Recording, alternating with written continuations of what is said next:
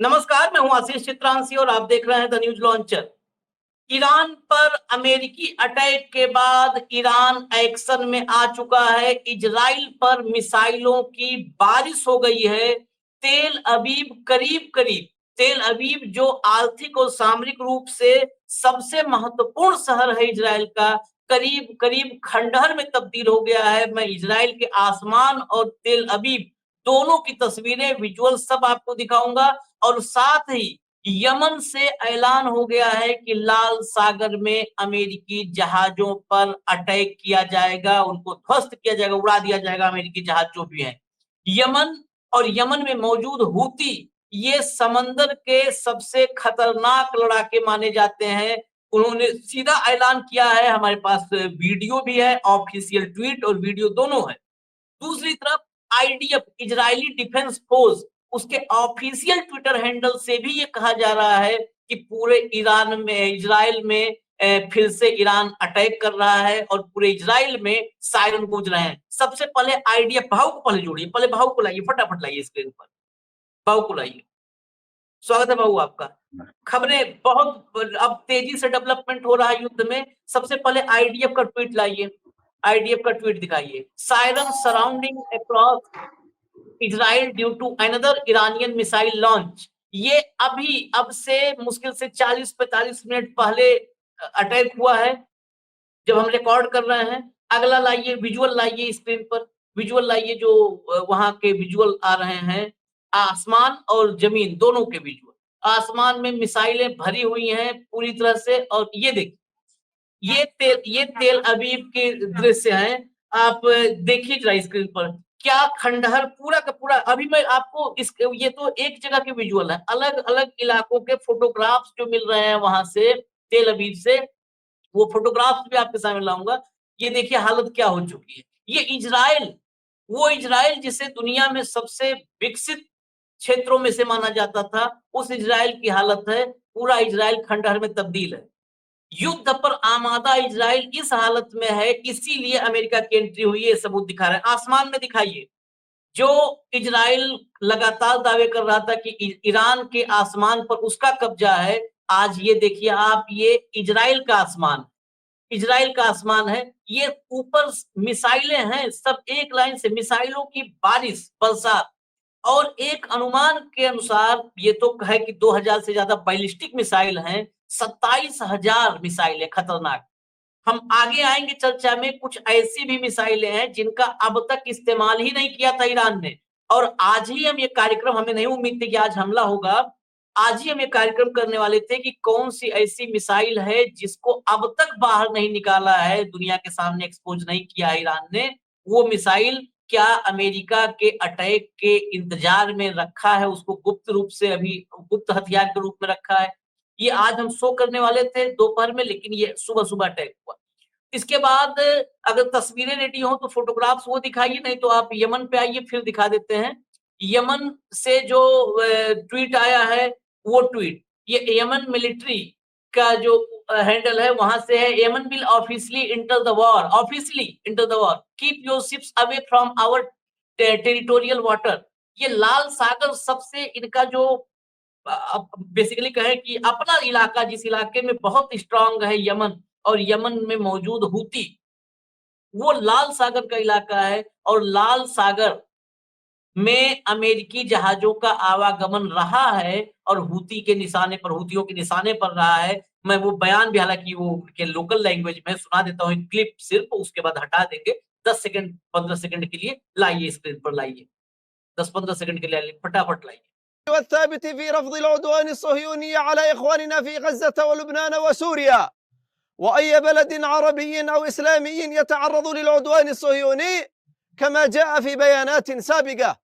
إن المعركة مع العدو الإسرائيلي المعتدي على إيران، مع ما يرتكبه قبل ذلك من إجرام ضد الشعب الفلسطيني وإبادة جماعية واعتداءات مستمرة على الشعبين اللبناني والسوري، والعدوان على اليمن، ثم اتجه لعدوان شامل ضد الجمهورية الإسلامية في إيران تحت عنوان تغيير وجه الشرق الأوسط، وأن العدو الإسرائيلي يسعى إلى السيطرة التامة على المنطقة وتنفيذ المخطط الصهيوني بدعم أمريكي مفتوح وشراكة أمريكية، ويحاول إزاحة الجمهورية الإسلامية في إيران لأنه يعتبرها العائق الأكبر في طريق إنجاز مخططه.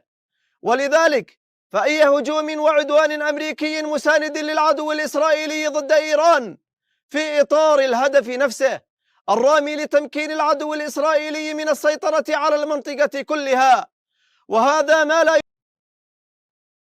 चलिए भाषा कोई भी हो भाव समझ में आ जाता है। युद्ध में शामिल की बात वहां भी आ गई। ये देखिए, ये है तस्वीरें तेल अवीव की। या देखिए इस इजराइल की तस्वीर को देखिए, लाइए और लाइए अगली फोटो लाइए। ये देखिए भाव, ऐसी तस्वीर इजराइल की शायद पहले कभी नहीं देखी गई, शायद क्या कभी नहीं देखी गई। इजराइल ने दूसरे देशों में ऐसी तस्वीरें पैदा की, इजराइल के भीतर ऐसी तस्वीर कभी नहीं है। ये देखिए पूरा का पूरा खंडहर, पूरा खंडहर, जो हमने शब्द लिखा है इसीलिए लिखा है, पूरा खंडहर में तब्दील है। ये ईरान का अब जो जवाबी ईरान की कार्रवाई शुरू हुई है, ये कहां तक, क्योंकि अभी रुकने वाला नहीं है ईरान। पूरे इजराइल में ईरान की वजह से अब सायरन बज रहा है। वहां पे हमारे लोकल जो भारत के पत्रकार गए हैं वो भी लगातार यही बता रहे हैं कि इजराइल की हालत बहुत खराब है, बहुत खस्ता है। देखिए, आयरन डोम जब ध्वस्त हो गया उसी के बाद इजराइल पूर्ण रूप से एक्सपोज हो गया। दूसरी बात है कि जो मिसाइल्स थी, जो खासकर अमेरिकन जो इंटरसेप्टर्स थे एरो जैसे, ये जब विफल हो गए और उन्हें भी डॉच करके मिसाइलें अंदर गिरी। और फिर मैं बार बार कह रहा हूं कि जितना युद्ध लंबा खींचेगा उतना इजराइल के लिए और डिफिकल्ट होता जाएगा, क्योंकि एक तो रोज के खर्चे है, युद्ध बहुत भयानक कॉस्टली हो रहा है। दूसरी बात, अब तक इजराइल आक्रांता था, अब इजराइल खुद भुगत रहा है।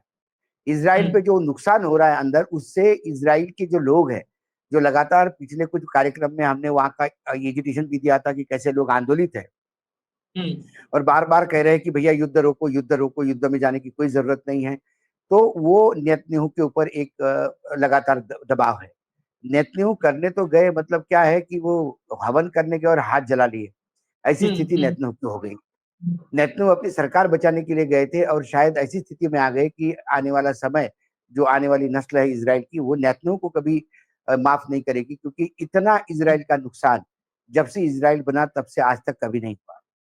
हाँ, इजराइल के यहाँ टारगेट किलिंग हुआ, इजराइल की कभी स्पोर्ट्समैन पे अटैक हुए, इजराइल के पॉलिटिशियंस पे अटैक हो गए, लेकिन मास डिस्ट्रक्शन जिसको कहते हैं, ये पहली बार इस ईरान और इजराइल के युद्ध में हुआ। और ये सरप्राइजिंग अमेरिका के लिए है। यही कारण है कि इजराइल की खस्ती हालत देखते हुए अमेरिका आया, और अमेरिका ने बोल भी दिया था कि ये आपके बस की बात नहीं है वहां परमाणु हमला करने की।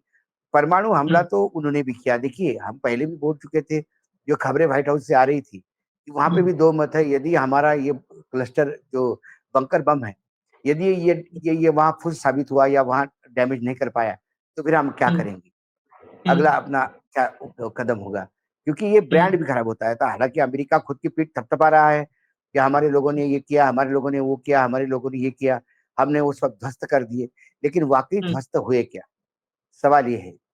अब इंटरनेशनल एजेंसियां हैं जो आकलन करेगी, उनका तो कम से कम ये रिपोर्ट तो आ रही है कि कहीं से भी यूरेनियम लीक या रेडिएशन लीक नहीं हो रहा है। रेडिएशन लीक नहीं हो रहा है, इसका मतलब प्लांट इंटैक्ट है। यदि प्लांट इंटैक्ट है तो फिर अमेरिका के बम्बर ने क्या किया? क्या सिर्फ दरवाजे ध्वस्त किए?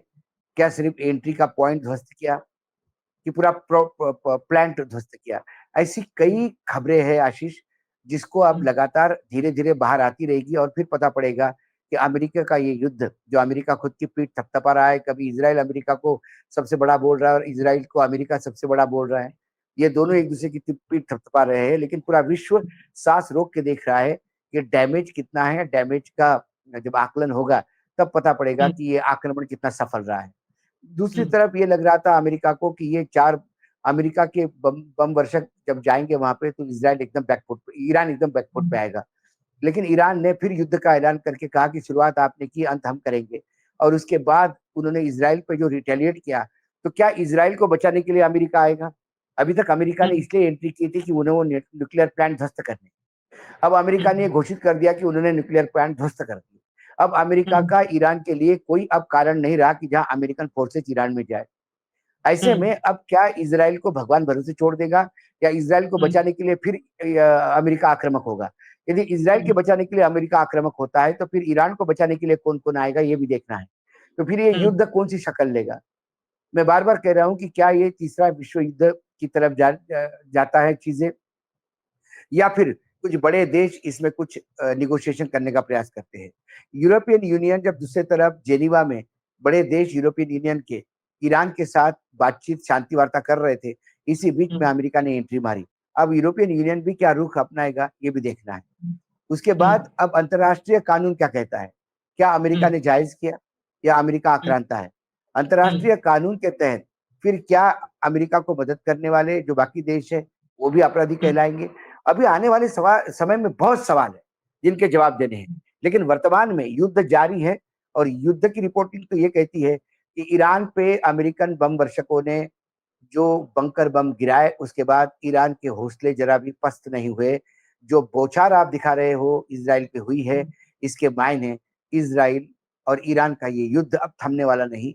ये या तो निर्णायक स्थिति में पहुंचेगा, या फिर ये किसी बड़े युद्ध की तरफ धकेलेगा। यही देखना है। ताजा तस्वीर लाइए जरा, ताजा तस्वीर बिल्कुल जो है लेटेस्ट। अभी हम कोशिश कर रहे हैं कि सबसे जो भी ऑथेंटिक इंफॉर्मेशन और विजुअल्स हैं, तस्वीरें हैं, वो हम आप तक लेकर के आए। सबसे पहले मतलब कोशिश है कि लेकर के आए। ये देखिए, ये तस्वीर देखिए, क्योंकि कुछ जो जिन सोर्सेज से विजुअल्स ऑथेंटिक आ रहे हैं, हम उन्हीं सोर्सेज से ला रहे हैं। बाकी वो तो तमाम जगहों पर आपको दिख रहा होगा, वो कार्टून चैनल वाले वीडियोज भी चला रहे हैं लोग। लेकिन हम कोशिश कर रहे हैं कि बिल्कुल ऑथेंटिक खबरें ही लाएं आप तक। ये भाव, ये अभी की तस्वीर है। और इन तस्वीरों के अलावा मैं इस वीडियो को हम शॉर्ट ही रखेंगे।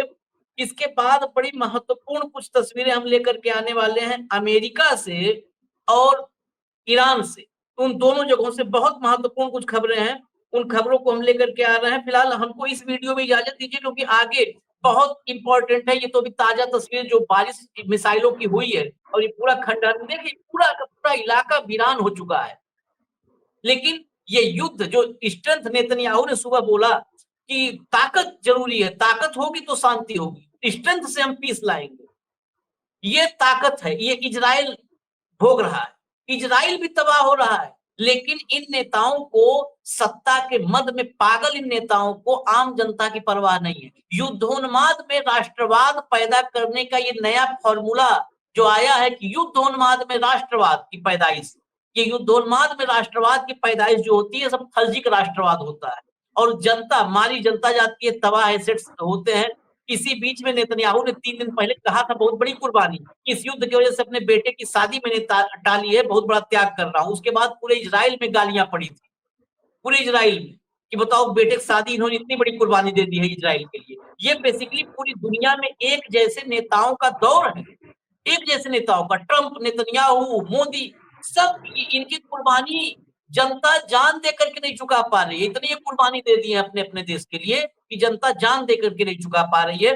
फिलहाल एक ब्रेक के लिए हम रुकते हैं। नेक्स्ट वीडियो में हम आ रहे हैं तत्काल। इसके बाद अगला वीडियो जो होगा वो बहुत महत्वपूर्ण है। अमेरिका में स्थितियां बड़ी बदतर होने जा रही हैं। ट्रंप के लिए बहुत बड़ा, शायद ट्रंप ने जीवन की सबसे बड़ी गलती कर दी है। नोबेल शांति पुरस्कार के लिए जाने वाले थे, फंस गए। बस एक ब्रेक। भाव, धन्यवाद। अगले वीडियो में आते हैं। पक्का।